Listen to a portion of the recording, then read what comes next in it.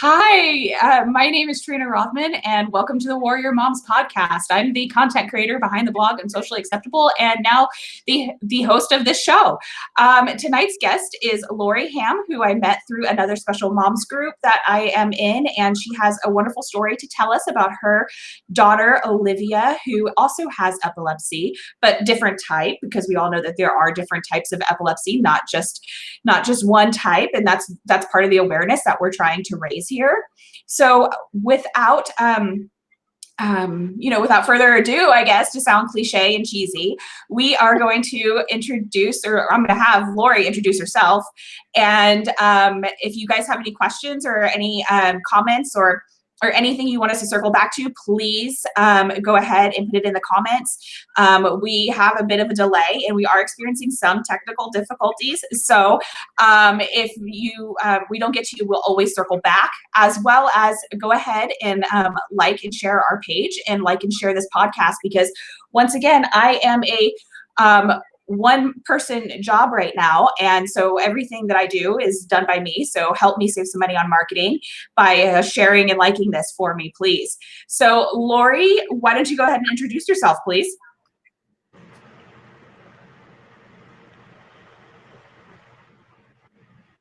Lori, do you go ahead and start? Cut out. Okay. I'm Lori Ham. I am mother to Olivia and Ella. I have been married to my husband for about 20 years, and I have not killed him, so we are doing really good. Olivia was diagnosed when she was 12. We were getting ready for a horse show. I found her unconscious. We didn't know what a seizure was. I mean, obviously the definition, but we didn't know what epilepsy was. And we found out later that day that she did, in fact, have juvenile myoclonic epilepsy. And so we have been on this journey for about 5 years. Olivia's 17. She will turn 18 in September. And we have we've had a lot of ups and downs and around, but we have learned a lot. We have bonded a lot. So this is out of my comfort zone, but I really feel like it's important to share our story and share our journey for those that may be just starting out or navigating teenage years, or frustrated with their med combo, or their doctor or what have you. And I just want to put it out there. I'm not a doctor. I have no qualifications other than a mom who could probably have her degree in neurology by now, but other than that, it's been a learning curve. And I wish I'd had a group like this when we were first starting out, because I think it would have made everything a lot easier. Yeah, for sure. And that's part of why we created this, is so that way we could have this resource for other moms, because it's so important for me that we have this community to fall back on. So I'm hoping that you can hear everything that I'm saying, but leading into the first question, how has your warrior story unfolded? So can you go into more detail about how you've had, can you hear me? No.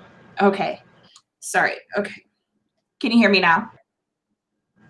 Barely. It's just cutting in and out, so I can't really understand what you're saying. I'm so sorry. No, it's totally fine. We'll get through this. We'll figure this out. Everything is figure outable. So just 1 second. Okay. Okay. So can you hear it all? No. Okay. I've got this. We'll figure this out. Like, even your picture's frozen now. Is it? Okay. You may have to come back. So let me try to see if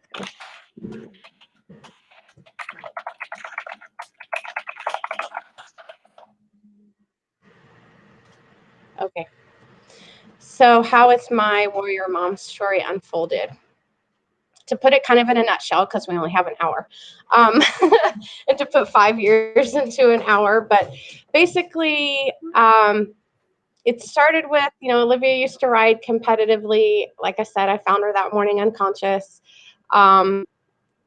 We went to a doctor, found a wonderful neurologist, and just loved her. We tried probably 3 different med combos under that doctor. We could not get the seizures under control. Olivia has grand mal seizures, absence seizures, focal seizures. Turns out for a year before she had her actual seizures, she was having tremors every single morning because she got up really early to go feed the horse and, get ready for school. And she would have a tremor in her left arm and hand. And she never thought to tell me about it because she thought it was just normal, kind of waking up in the morning kind of thing. And then I guess which I guess we tried probably 3, like I said, med combos under that doctor. And then someone from high school reached out to me and said, "Hey, have you tried an epileptologist?" And I'm like, "Well, that's a mouthful. No, like I have not." Well, what is that? And, so I did some more research like a good mom, and found Dr. Von Allman in Houston, and she's supposed to be the best of the best. And so I'm like, all right, I think we waited probably almost a year to get in to see her for the first time. Well worth the wait. Looking back now, I know that Olivia wouldn't have obtained any seizure freedom like she has if it weren't for Dr. V. I mean, there's just something about epileptologists, and not to say I didn't love my neurologist. We love Dr. Jones, but she knew what I didn't even have to say. She just knew exactly where we were coming from. And so I think now we're on our 8th or 9th med combo. And actually, Olivia, we think she had a seizure last night while she was sleeping. So it's constant. It's not, we've gone a year and a half, we've gone 2 years seizure free. And, of course, that's a blessing. Every day without a seizure is a blessing. So, so Olivia has her meds. She has her Charlotte's Web. She also has catamenial epilepsy. So she is on birth control in order to minimize those. She has a period about every 3-4 months. And so we do that as well. And then she also has chiropractic care that, in fact, we went to today in order to kind of maybe hold off the big one that we think is coming. And it's amazing. He's been with us from the beginning. Dr. Winkleman, he has just been fantastic with her as far as chiropractic care. And so with all those things, I know that without one of them, she would not obtain her seizure freedom. And even though we've had a few hiccups over the COVID, because it's a very stressful situation, especially with a high schooler and a mom who doesn't know chemistry. So it's been a little rough, but I wouldn't change the journey with her for the world. So that's kind of how it unfolded in a nutshell. Okay, so I'm gonna try. Can you hear me now, or should I go ahead and text you the next question? I can hear you now. Huzzah! Okay, so I want to circle back because I was taking notes as you were talking because there's some things that I want to discuss. Catamenial epilepsy. Can you? Okay, so just a sec. For the viewers, I want her to dive deeper into catamenial epilepsy. So I'm going to text that to her. I wonder why it keeps doing that. Catamenial epilepsy. Can you expand on that? This is live, you guys. This is how it's going to be, or not. Hopefully not forever, but this is live, and so we are just doing the best that we can tonight with the limited technology that we have. So, Lori, can you expand on catamenial epilepsy? So catamenial epilepsy is basically, Olivia was 12 when she was first diagnosed, and she actually hadn't hit puberty and had her period. And so when she turned 13, her broke loose. and she started her period, and she was having 2 to 3 grand mols during her cycle. So basically, it's when you cycle from your, wonderful monthly visitor, that it wreaks havoc with your hormones in your body, and you tend to have way more seizures than normal.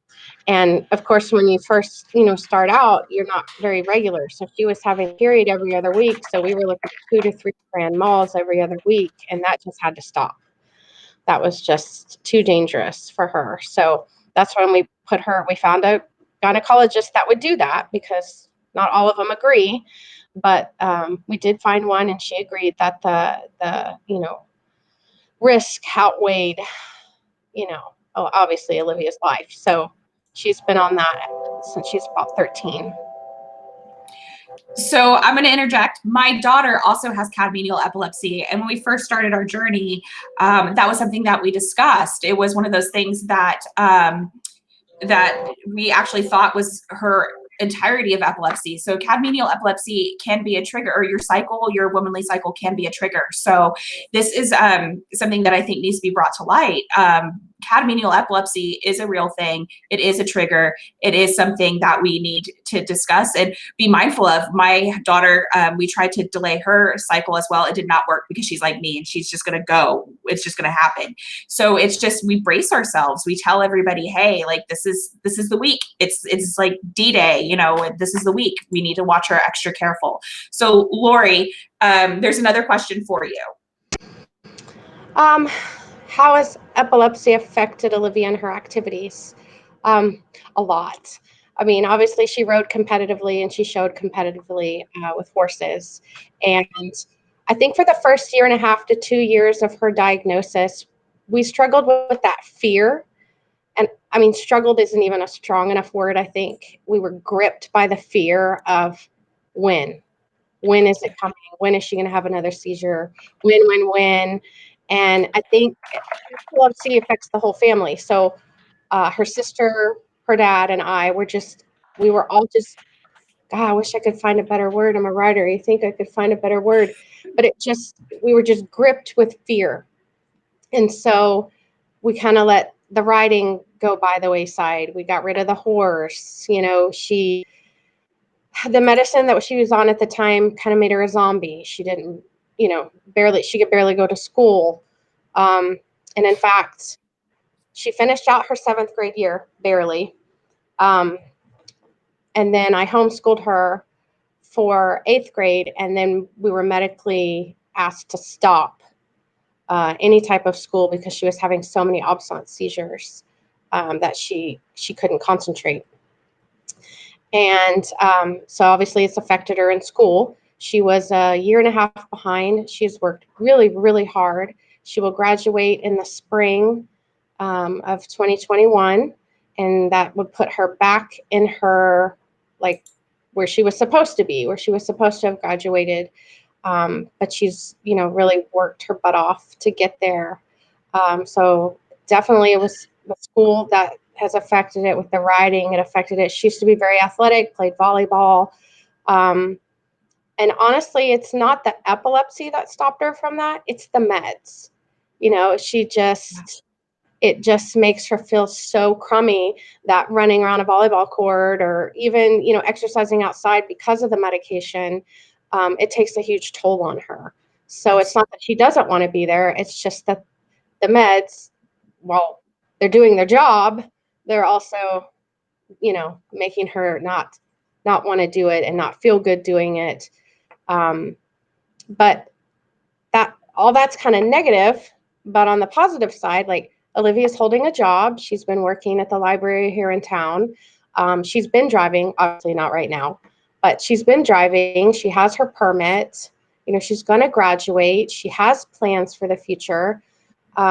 She is starting to kind of find herself again, because when the epilepsy kind of took over, and she didn't know who she was outside of that anymore. And so she's kind of coming into her own. So she's making friends that, maybe she didn't think she had anything in common with. And, so there is a positive side to it. I just know that at the beginning of our journey, it was really difficult and kind of dark. And seedy, and you really have to find your way out and fight and claw and find yourself despite the epilepsy, and everybody in the family. Yes, my one daughter has epilepsy, but my other doesn't. So I really have to be mindful of my time and my journey with Olivia. Yeah. So let's talk about how it is to have one without having epilepsy. So how has it affected your other child?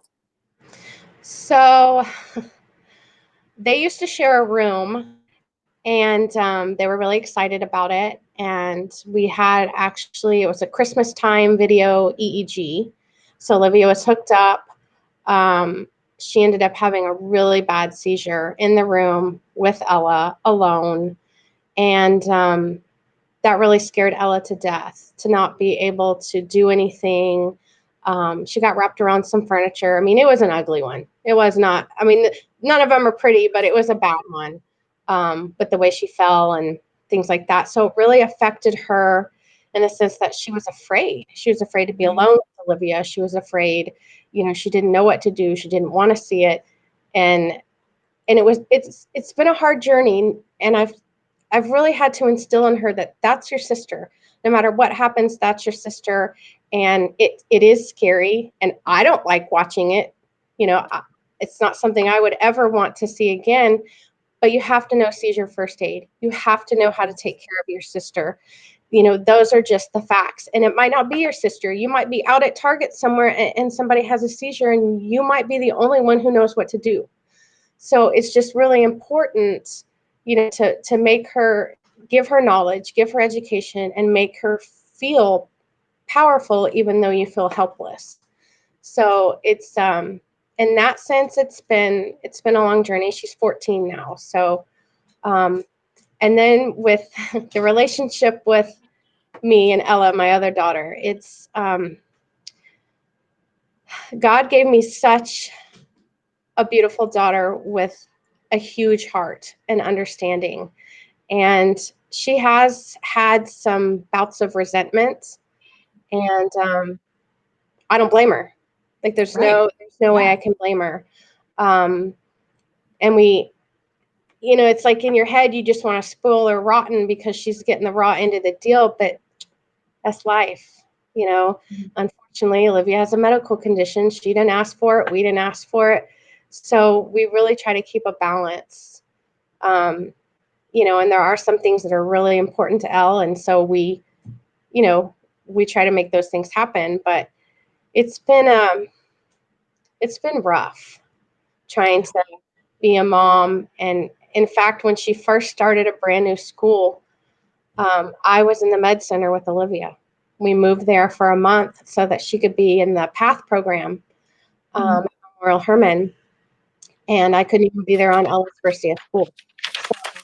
So, epilepsy affects the whole family. I mean, it really rears its head, but I honestly think as a unit, it makes us closer. But it sucks. Like epilepsy sucks. It sure does. And that's actually a hashtag that I use. It sucks. Hashtag epilepsy sucks. And I've said this before on other episodes, that I only have my daughter, but we do have my niece and nephew that come and live with us half the time. And, it's one of those things that we, the kids don't like. My daughter eats keto, so we all eat keto. And so my nephew asked me today, he's like, why do we always have to eat healthy food? Like, why can't we eat junk food? And I'm like, well, in this house, that's how we do it. Your cousin has a medical condition. This is what we have to do. So we're not short order cooks. We're not making 10 different meals. It's bacon. Shut up and eat it. So that's just how we are. Like this is the hand we're dealt. We're playing the cards that we were dealt. So I'm going to send you another question. And this is just for the audience. This is just, we're going to talk. This is something that means a lot to me, self-care. I want to know how these moms are out there taking care of themselves, because you cannot pour from an empty cup. You cannot do that. It's impossible. So this is the question for Lori. What do you do for your self-care? What do you do for your peace of mind? I'm not very good at that. So 5 years into the journey, I'm pretty good at taking care of Olivia as far as epilepsy and doctor's appointments and labs and like you name it, I'm there. I got it. And then with myself, I don't got it.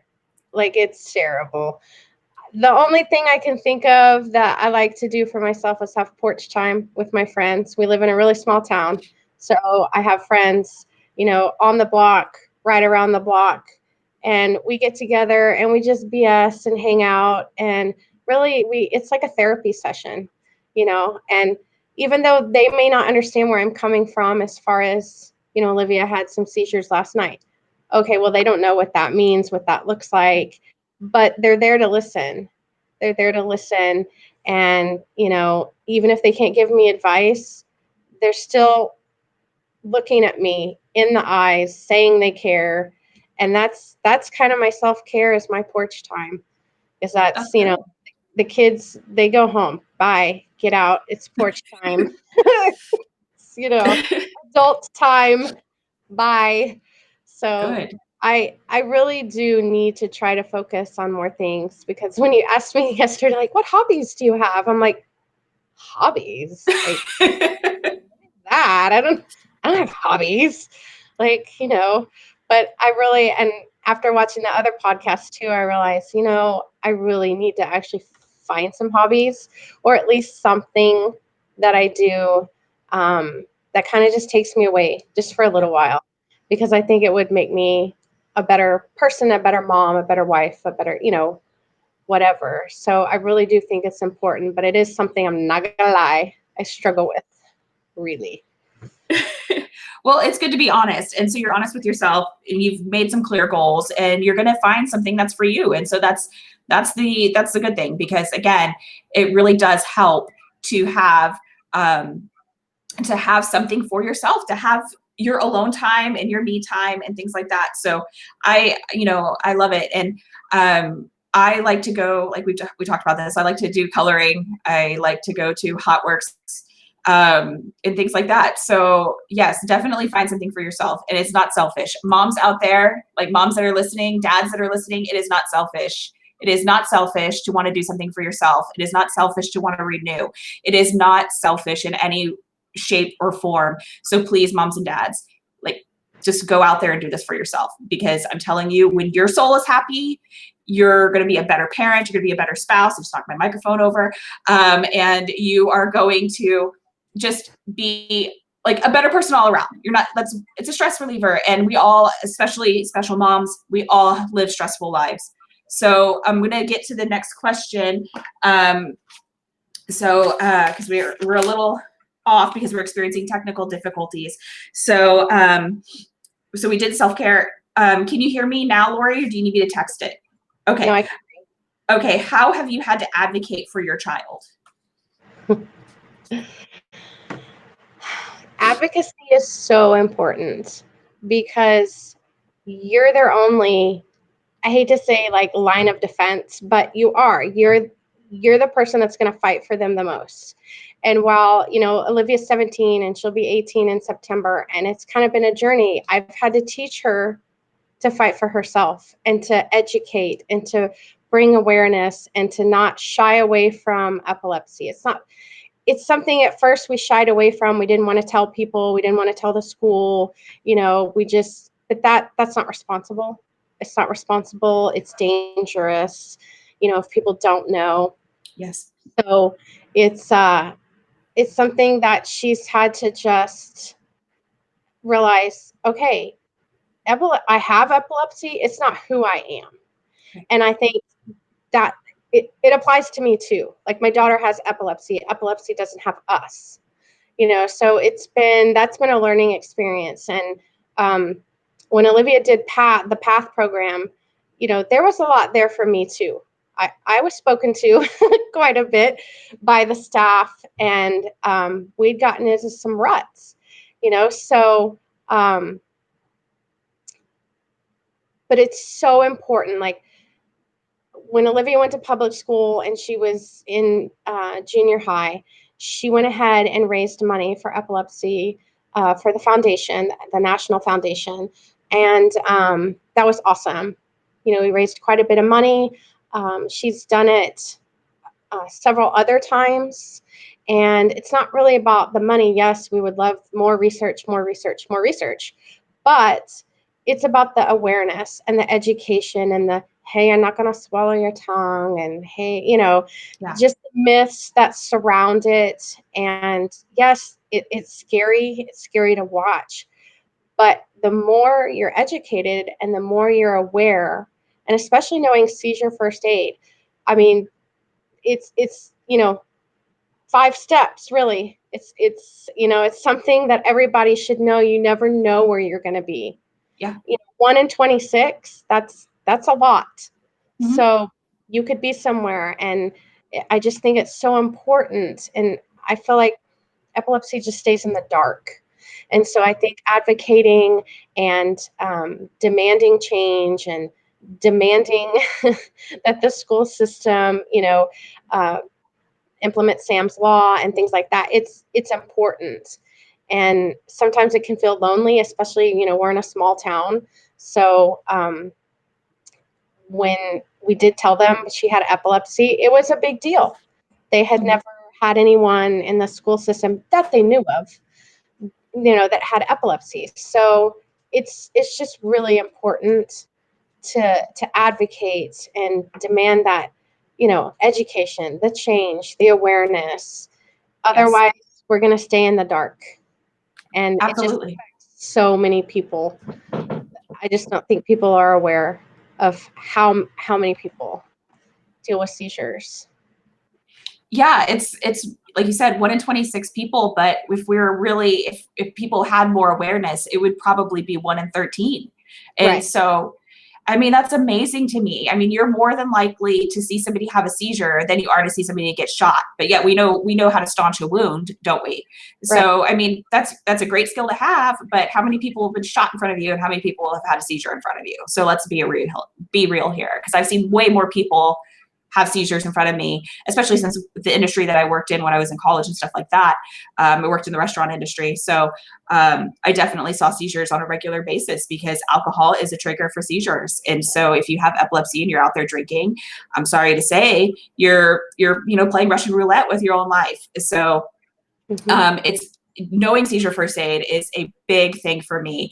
And I'm so glad that you brought it up, because I mean, I could sing it every single day from the rooftops that we have to have seizure first aid. We have to know this. It's the easiest of all the first aids, like of all of them, it's the easiest. So moving forward, while you can still hear me, something that I'm really big into, and we haven't really tapped on this yet, is cannabis. So I am an advocate for cannabis.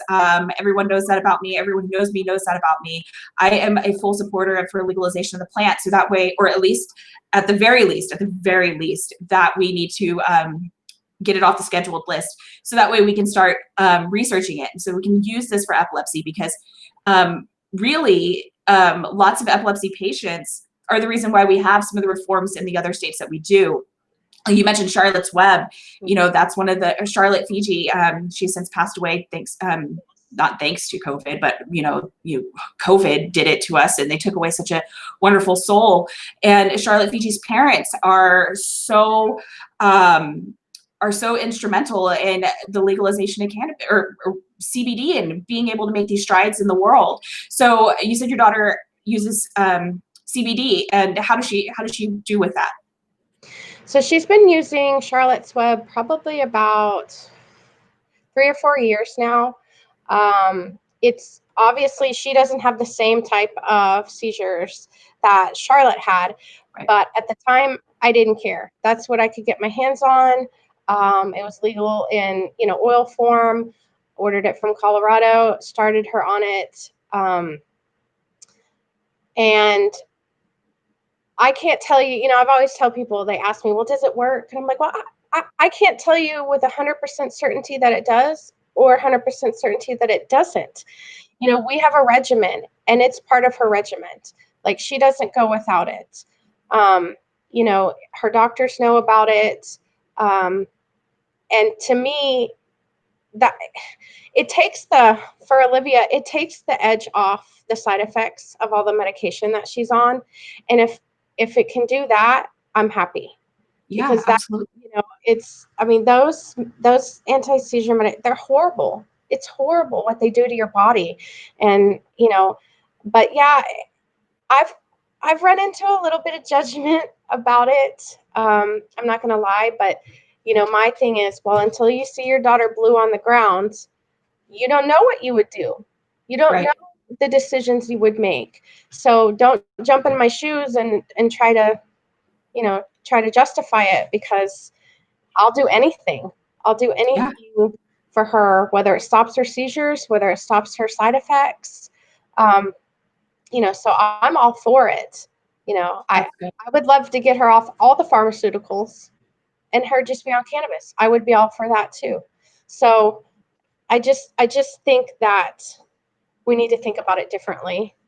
And the pharmaceuticals, the meds are tearing her body apart. Yeah. And if something that's natural can help her and do the same job, then why are we not doing that? Absolutely. And that's something that that I will continue, again, seizure first aid and cannabis reform. Like, that's something that I'm always going to speak loud about. And my only regret is that I didn't speak up about cannabis sooner. So we originally thought my daughter had a TBI. And so that's something that the US government 10 years ago was researching for treating soldiers. Because, Afghanistan, the war in Afghanistan and Iraq, the number one injury for soldiers is traumatic brain injury. And so the government was looking at cannabis for treatment of traumatic brain injury. And so that's how I got into looking it up, 10 years ago, when it was still fringe science.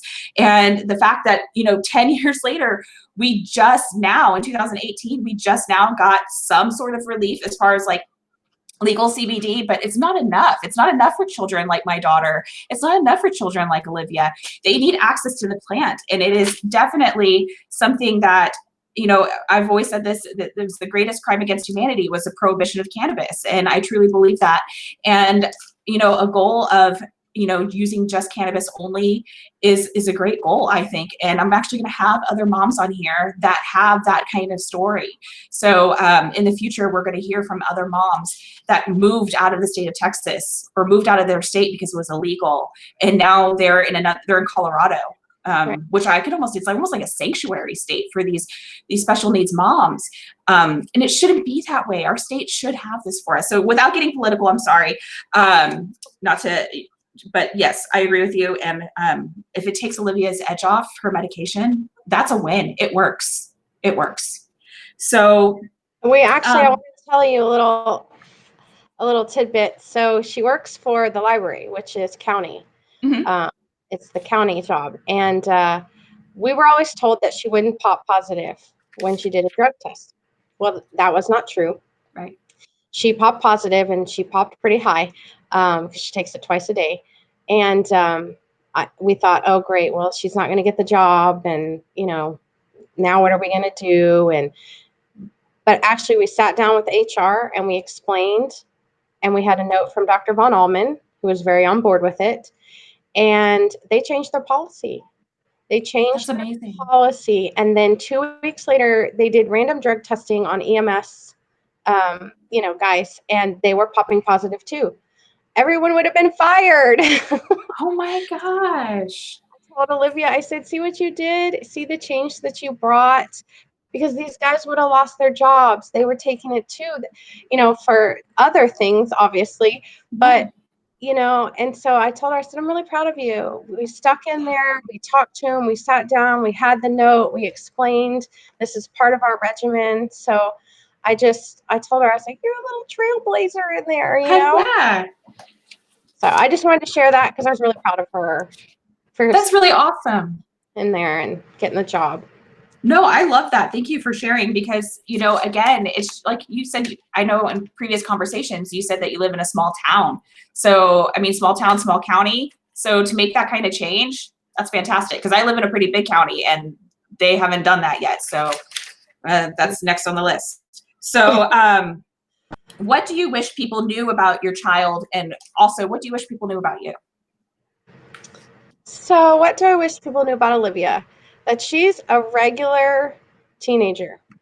And sometimes I understand why certain animals want to eat their young because, she's just a regular teenager trying to figure out who she is, what she wants, all in the same breath.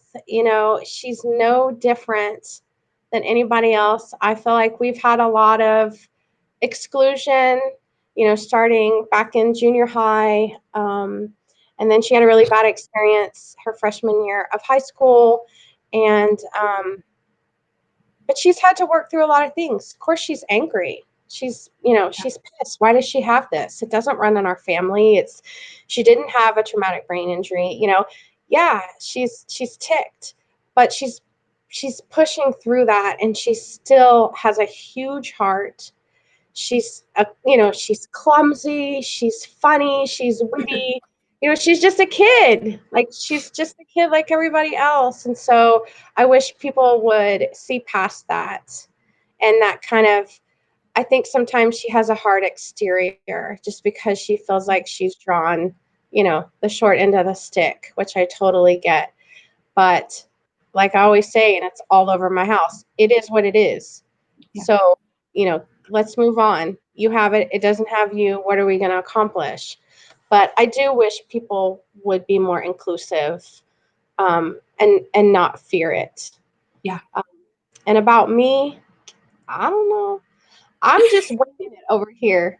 I'm serious. I'm just winging it. I'm doing the best I can. Like you talked earlier, it's what we're dealt. I didn't sign up for this, but I signed up to be a mom. So whatever it takes, I'm going to do. Yes, I've had to quit a job and now I work from home.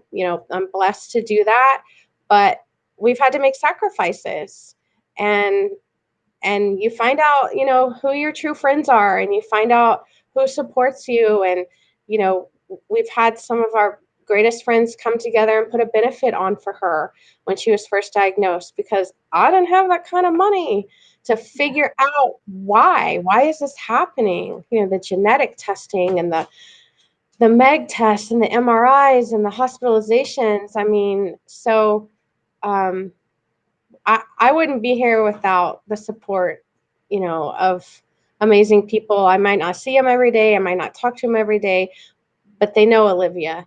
They can see through that hard shell, and they know she's just a kid who's, just like everybody else, fighting to get out into the world and experience life. So I'm just winging it.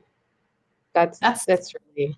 Yeah. And that's what I do. I just make this up as I go. Like, I just hope everything that I do, honestly, like, I joke and like, man, I just hope I don't kill my kid, because like sometimes you just don't know what you don't know. Like the very first time when her seizures returned, I will be the first one to say, and I've said this before, I did everything wrong. I wasn't expecting a seizure. I just was like, and it was at the end of the seizure too. So she was kind of coming out of it. She was approaching post-ictal.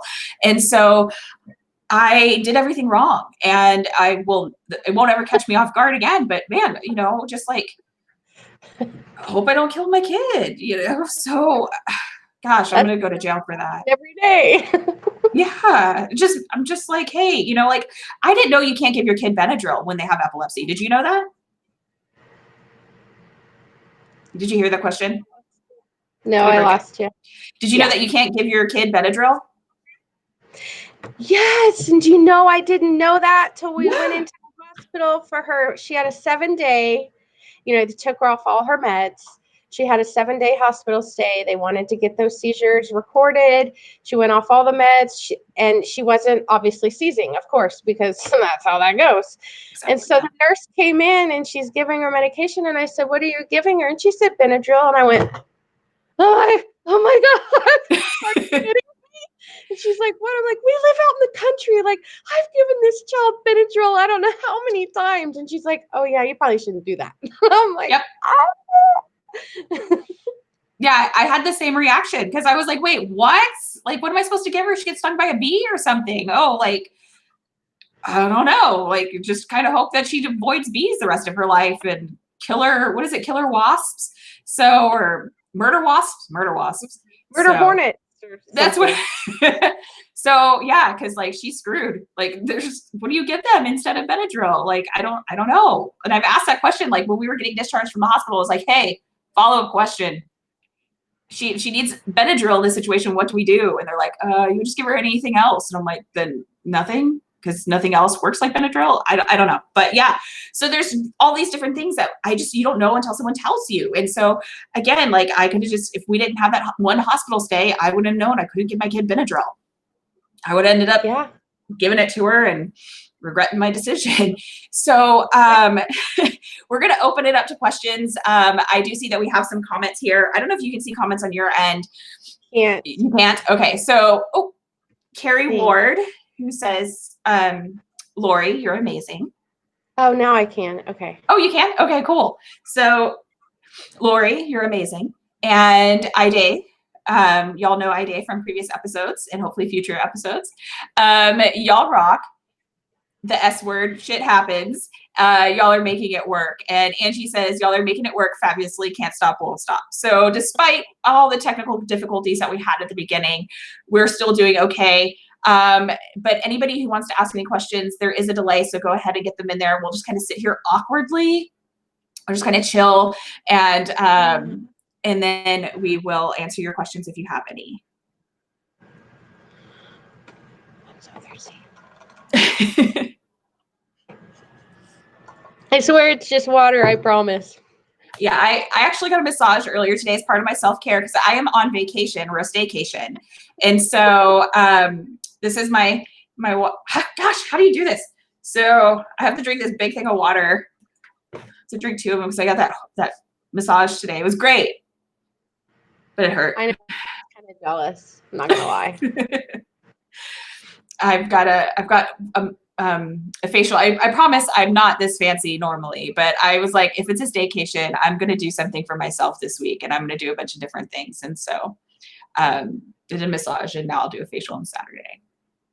So I don't see any questions coming through. So if we are getting close to the end, we'll start wrapping the show up. Is there anything else that you feel that you want to add? Did we skip over anything, Lori?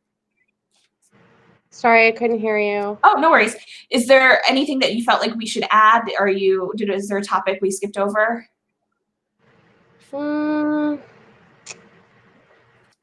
I don't think so. I did want to add just a little bit. I know on some of the pages that I belong to, like on Facebook and some of the support groups, a lot of moms work full time. And we started out that way. I was working full time, and it was really hard. It was really hard to kind of navigate that. And I had an awesome boss. I mean, don't get me wrong. He was very understanding. But at the end of the day, if you can't do your job, and my strong work ethic, so I was like, well, I just went out on a limb and I quit my job. And I thought, oh my God, what am I doing? Our child has a medical illness now, and I just quit my job, So it was kind of crazy, but I want to say that you can do it. It's hard, and I'm blessed to work from home, so I have more leeway to take her to appointments, take her to the labs, get things done. But shout out to the moms who work full time and still get it done, because I don't have the guilt anymore, because I carry that guilt. But I just wanted to shout out to the moms who work full time and still get it all done. Yes, and I agree, because I'm one of those moms. I hold a full-time job, and I still find time to take care of my kid. And I think I have a husband. He's somewhere around here. And then and then I also have warrior moms. And so this is my passion, is to labor of love. So before we close for the night, I do have something to say. I want to shout out specifically to the Houston High group. If you're watching through them, I appreciate you guys so much. The Houston High is a new advocacy program in the Houston area. It's focused on cannabis legalization, awareness, responsible use of the plant, the medical use of the plant. And I think that they are doing amazing things, and they graciously offered to stream our show tonight to their on their platform to their followers, and they didn't want anything in return. They didn't even want this shout out. So that's definitely going to get a shout out from me, because without having the support of our community, without having people speak up and share this podcast, it's not going to get out there. So to have somebody like Houston High that volunteered to reach out to their audience, even though this is kind of tangential to what their cause is, definitely, we support the legalization effort, and I appreciate Houston High so much for making that offer. And then I just want to say, we rise by lifting others. And so if, there's somebody else in your life that, you see another special mom who's struggling, you see, like, I don't have the time in my schedule for this. Honestly, I don't. I make time for this because I believe so deeply that I have the ability to share this, my story, and I can be a voice for somebody. As a writer, you're a writer as well. As a writer, I just definitely want to use my skills at using words, to help other moms not feel alone. And so, like I said, we rise by lifting others, and that's our show for tonight. And I thank you, Lori. I'm so sorry for the technical difficulties, but you've been a champ through the whole thing. And so I thank you for being our guest tonight, and for being a supporter in the Warrior Moms community. You say you need a hobby. Maybe being an advocate in the Warrior Moms community is something that will work for you. Maybe that will be your hobby. Not volunteering you. Like, this is all up to you if you want to do it. But I do think that you have the heart and the passion, and you can help other moms and dads, even obviously dads, find what they need to find in the special needs community. And thank you guys. Next week we will have Becca and Anne and Becca, our mother and daughter combo, and we're going to hear Mom's story about how she had to advocate for her child, and we're going to hear Becca's side of the story. And I thought this was so important to have Becca on the show. She just wanted to push for her mom, but I definitely wanted Becca on the show because I know that a lot of us, not my daughter specifically, but I know a lot of moms out there, like if we go and we talk about Iday's son, Nathan, he doesn't have the ability to communicate. He can just, smile at his mom and laugh, but he can't say he appreciates what she's doing for him. So Becca is able to articulate that. She's an adult, and she's got her own life and her own family. And she had a mom that really advocated for her and got her the help that she needed. And I think she can be the voice for the kids that don't have the ability to thank their parents. And so next week we'll have Becca and Anne, and we will see you guys next Wednesday at 8 Central Time. Thank you, Lori. Thank you. Thank you so much for having me. Absolutely. We'll have you again too if you ever want to come on. Okay. All right. Bye, Lori. Bye.